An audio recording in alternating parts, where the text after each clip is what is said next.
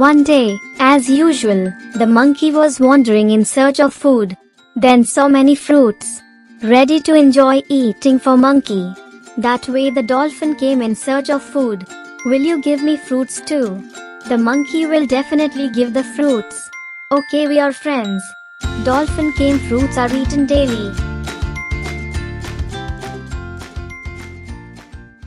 One day usual, he took the fruits to his brother.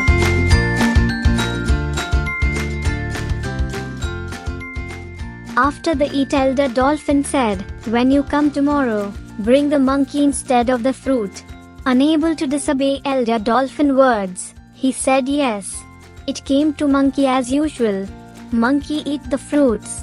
"My friend, take it. What happened?" Dolphin said, "My brother want to see you."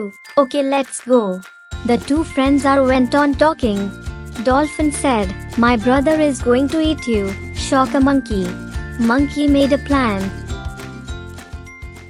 "My friend, before you told me, I have a friend whom you mentioned earlier, so you may have invited him as well. Your brother will also happily. Let's go back."